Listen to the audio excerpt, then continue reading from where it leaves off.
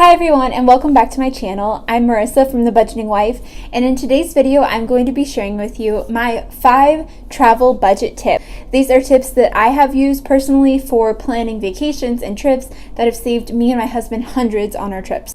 So Jacob and I are soon going to be going on a trip to Hawaii next month. We are super excited about it, and these are all things that we have used to help cut costs on our trip. So let's just get straight into these 5 budgeting tips or hacks, whatever you want to call it.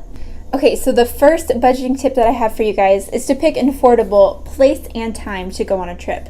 So for a real life example of this, Jacob and I, we do not have kids yet. It's just the two of us. So we try and make sure that we are not going on trips when other families will be on trips. So making sure that we're not on vacation during spring break or summer break or those couple times for Christmas break.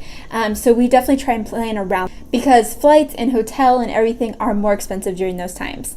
So with us not having any kids and we decided that we wanted to go to Hawaii, we actually booked it for May. So it is before summer, before school's out, and so flights were a bit cheaper to get there. And so the other part of that is picking an affordable place. So making sure that the place you go to, if you're trying to travel on a budget, is somewhere a little bit closer. So for us living in Portland, Oregon, a trip to the coast is a pretty cheap weekend getaway. But if we wanted to go to the Florida Keys, that's going to be a lot more expensive. So if you're wanting to cut the budget a little bit on that trip, stick to somewhere a little bit more local. Number 2 for my travel budget tip is to not stop searching once you've already booked your trip. Now, as another personal story, this is what has truly saved us hundreds on this trip that we were about to go on. We booked our flight through Alaska Airlines, and we booked it in October. And the great thing that Alaska Airlines does is that it lowers the price of your flight if the price goes down once you've already booked. So you don't get the money straight into your bank account, but they do offer a voucher credit for the amount that your flight went down. So every day I would log on to Alaska Airlines and check to see if our flight went down. And if it did, even if it was $10, I would call up Alaska Airlines and say, "Hi, I see that our flight went down. Can you give me a credit voucher?" And they'd say, "Yeah, sure." And so I ended up with a bunch of credit vouchers. Now that our flight is coming up, it's done going down. But for about 5 months there, I was just kept calling and seeing if our flight had gone down. So we ended up getting about $200 in Alaska Airlines credits, which just about helped cover our entire flight down to LA, which is another trip that we'll be going on in December. We even did this with our rental car for Hawaii. Every single day I've been checking the rental car to see if the price is going down, and if it does, then I cancel my old reservation and book a new one, and I don't have to pay for it, so it's an easy swap.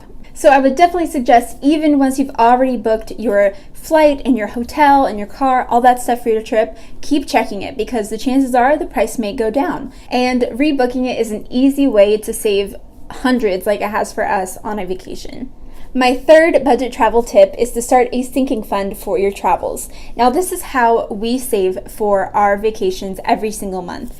In our budget, you'll see a line item there called vacation, and that is where we put money each month into a vacation fund so that we have money there ready to go when we want to go on vacation. Now you can do this one of 2 ways. You can either figure out the trip that you want to go on and figure out the total cost that the trip will be, and then divide it out by however many months you have until the trip. So we did this for our Hawaii trip. In October, we knew that we wanted to go to Hawaii, and I added up all the costs for it and saw that we'd have to save about $375 a month to be able to go on this trip. So from October till May, we've been saving $375 for our trip, and we are able to go on it, debt-free. We have all the cash ready to go by the time we go on our trip.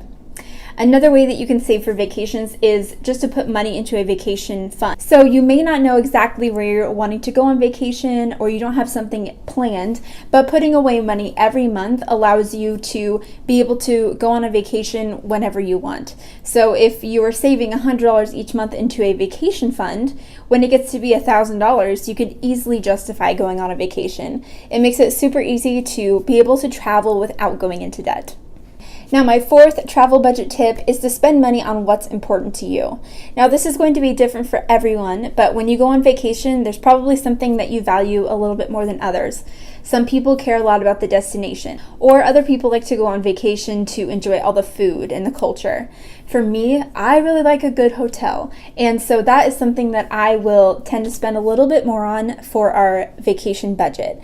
So determine what is most important to you in your travel and spend the majority of your money there, making sure that you budget for what you really want to do, knowing that you're probably not going to get to accomplish everything, like the dream destination, the dream hotel, the delicious food. You might just have to pick one or two of those things and make a little bit of sacrifices on the others, but that's totally okay. My fifth and final budget travel tip is to keep track of your expenses while you are on vacation. Now, this is something that may be a little tricky because you're on vacation, you're on the go, and so the way that I do this is actually with cash envelopes. Now, in my personal life, just regular normal life at home, I don't use cash envelopes because I don't like carrying around cash with me, but I find that this is very convenient when I'm on vacation because I don't have to log onto my bank account to check my transactions, but rather can just see how much money I have left to spend. So make sure that you are tracking your expenses while you're on vacation so that you don't go over budget in all of those different areas like food, entertainment, making sure that all of those are kept within the budget. An easy way to do that is with cash envelopes. So that is all that I have for you guys today with this video of my 5 budget travel tips. I hope that you guys enjoyed it. If you did, don't forget to give it a thumbs up. And also leave me a comment down below. I'd love to hear what travel tip you guys are going to try first that I shared with you guys today. And also let me know if you guys are going on any trips soon. I'm super excited about ours and I'd love to hear what you guys have planned. And also don't forget to subscribe to my channel for more budgeting and personal finance videos. And with that, I will see you guys in the next one. Bye guys.